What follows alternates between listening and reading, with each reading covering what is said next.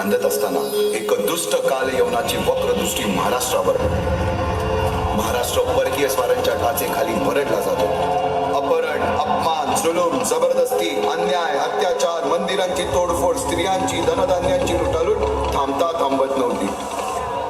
जेव्हा आपल्याच घरात गोठ्यातली गाय आणि घरातील माय असुरक्षित होते, तेव्हा घरातलाच अंधकार मनात घर करून बसतो.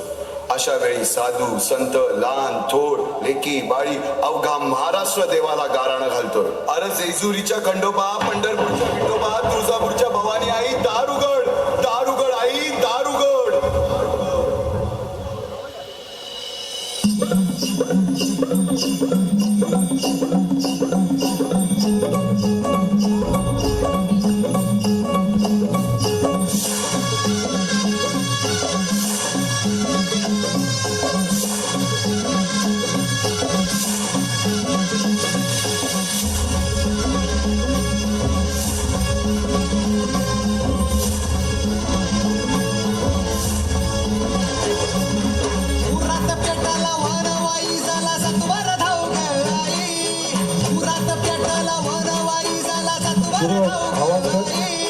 वाऱ्याच्या यगानं धावत आलया दाराची वादळाई, वाऱ्याच्या यगानं धावत आलया दाराची वादळाई. दारुगड दारुगड दारुगड गई, दारुगड दारुगड दारुगड गई, दारुगड दारुगड दारुगड गई, दारुगड दारुगड दारुगड गई. सरते शेवटी देवानं गाराणं ऐकलंच. शालिवन शके 1551 शुक्ल नाम संवत्सर, उत्तरायण शिशिर ऋतू, फाल्गुन वद्य तृतीयेला सायंकाळी शुभ लग्न उदित असता कलियुगातील नरसिंहाचा, ग्रहमंडलातील सूर्याचा, नक्षत्रातील ध्रुवाचा, या सम छत्रपती शिवरायांचा शिवनेरीवर जन्म झाला.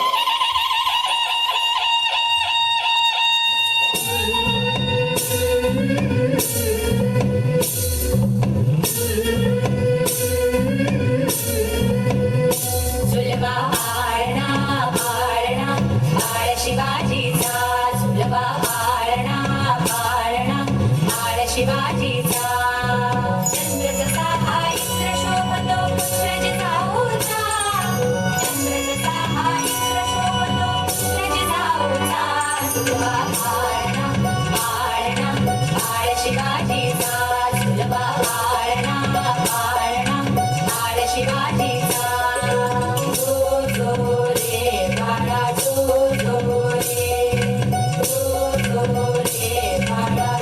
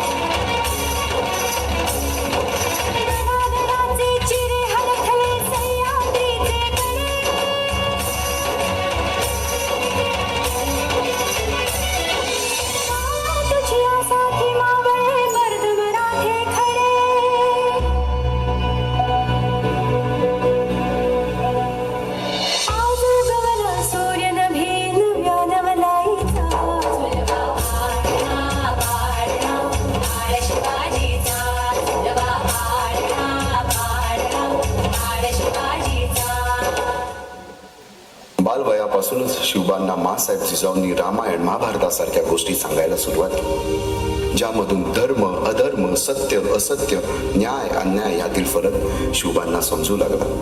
तसेच शस्त्रास्त्र व शास्त्र या शिक्षणासाठी शहाजी राजांनी अनेक कर्तबगार माणसे नेमली, जसे की दादोजी कोंडदेव, बाळकृष्ण पंत, रघुनाथ पंत, शामराज पंत अशा अनेक कर्तबगार माणसांच्या नेतृत्वाखाली महाराज बालवयापासूनच घडू लागले.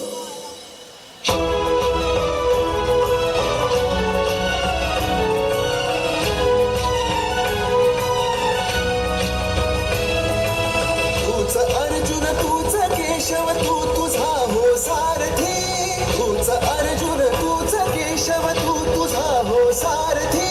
करुणी वार गणी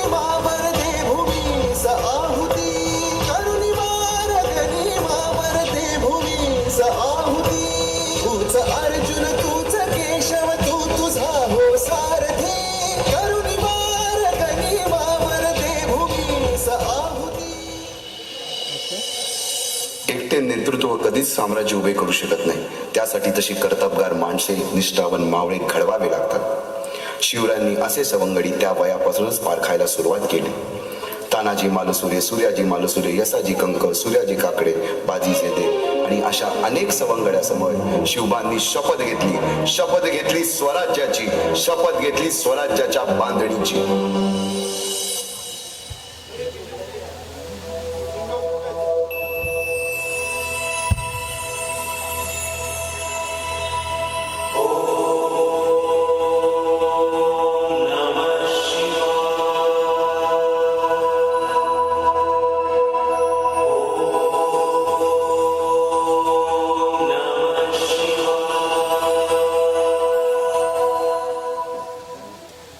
आम्ही मराठे यवनांची पीडा नष्ट करण्यासाठी हिंदवी स्वराज्य स्थापन करीत आहोत. यवनांची पीडा नष्ट करण्यासाठी हिंदवी स्वराज्य स्थापन करीत आहोत. राष्ट्रभावनेने संघटन करून देशावरील परकीयांचे आक्रमण नष्ट करीत आहोत. देशावरील परकीयांचे आक्रमण नष्ट करीत आहोत. स्वकीय व परकीय शत्रूंचे उच्चाटन करण्यासाठी उच्चाटन करण्यासाठी स्वराज्य स्थापन करीत आहोत. स्वराज्य स्थापन करीत आहोत. यात तू आम्हास यश द्यावे. यात तू आम्हास यश द्यावे. हे राज्य व्हावे. हे राज्य व्हावे. ही तर श्रींची इच्छा. ही तर श्रींची इच्छा. रायरेश्वरासमोर शपथ घेतली आणि स्वराज्याची गोडदोड सुरू झाली. तोरणा किल्ला घेऊन स्वराज्याचे तोरण बांधले. पुढे मुरुंब देवाचा डोंगर, कुवारी गड, सुभान मंगल, कोंढाणा, शिरवळचा किल्ला, पुरंदर आणि 12 मावळ स्वतंत्र झाला. पुढे राजांनी पराक्रमाने जावळी देखील घेतली. परंतु त्यानंतर स्वराज्यावर ओढवले भले मोठे संकट. ते संकट म्हणजे अफजल खान.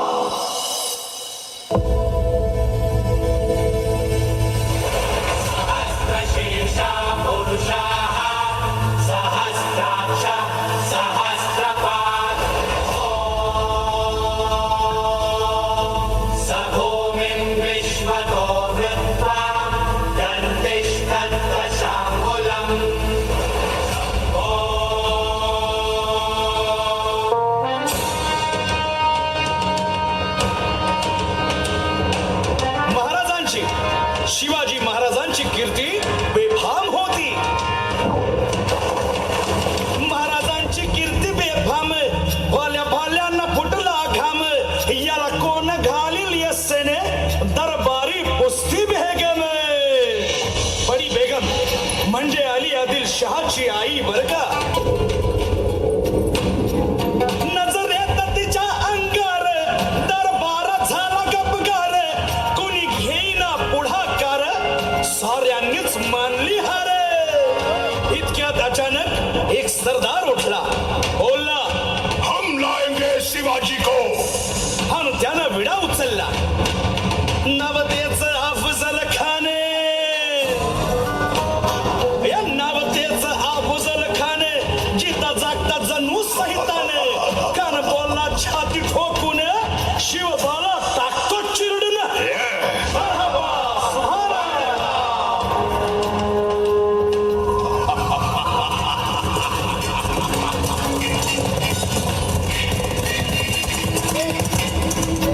आता शिवबाचं काही खरं नाही. इकडं निजाम, तिकडं मोगल, पलीकडं इंग्रज. जो तो हेच बोलू लागला. महाराज, आपला जीव मोलाचा आहे. खानाचं सैन्य अफाट आहे. त्याच्या समोर आपला टिकाव लागणं अवघड आहे. काही दिवसांसाठी आपण कुठेतरी अज्ञातस्थळी निघून जा. काय म्हणालात रायबा? मासाहेब, आम्हाला आमच्या जीवाची पर्वा नाही.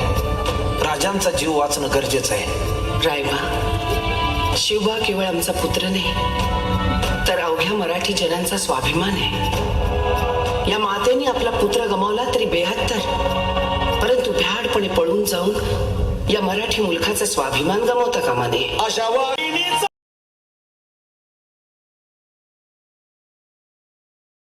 विजय टिळा लावूनच परत अशा वाघिणीचा त्यो छावा. तथास्तु. गनिमाला कसा ठेचावा, डोक्यात नेहमी कावा. भेटीचा धाडला सांगावा. खानाच्या भेटीसाठी महाराजांना एक शानदार शामियाना उभारला होता. आणि अशा या शामियान्यात खान डौलत डुलत आला. खान डौलत डुलत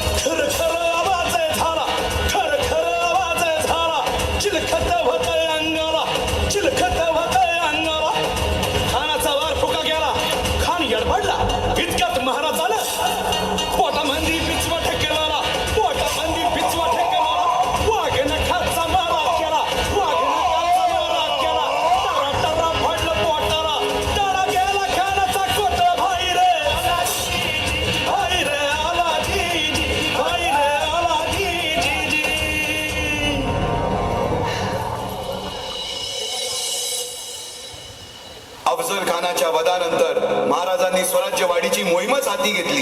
पाहता पाहता पन्हाळ्यापर्यंतचा प्रदेश जिंकून घेतला.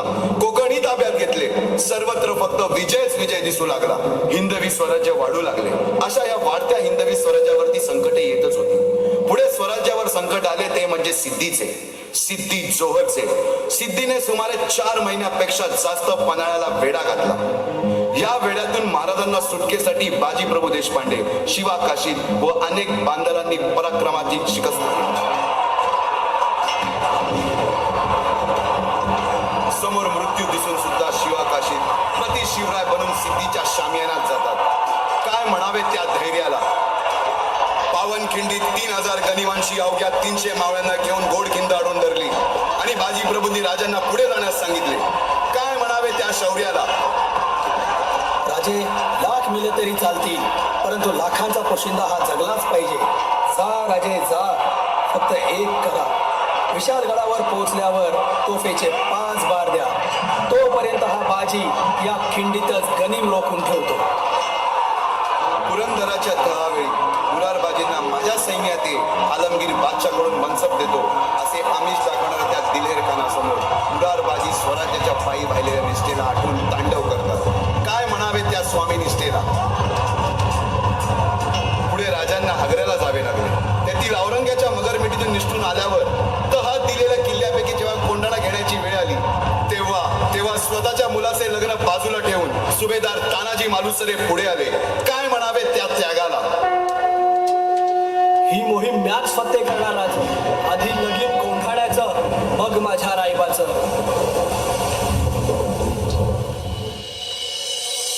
अशा या स्वराज्याच्या यज्ञकुंडात अनेक महावीरांनी शौर्याची, निष्ठेची, त्यागाची संहिता धारण करून आहुती घेतली. अशा कित्येक महावीरांनी पराक्रमाची पराकाष्ठा करत स्वराज्याचे एक एक दगड, चिऱ्या, पायऱ्या बसवल्या, घडवल्या. एक एक बुरुज बांधला गेला आणि आता वेळ आली त्या बांधलेल्या भक्कम गडावर विजयश्री धारण केलेला भगवा ध्वज चढवण्याची, म्हणजेच आपल्या महाराजांच्या, शिवरायांच्या राज्याभिषेकाची.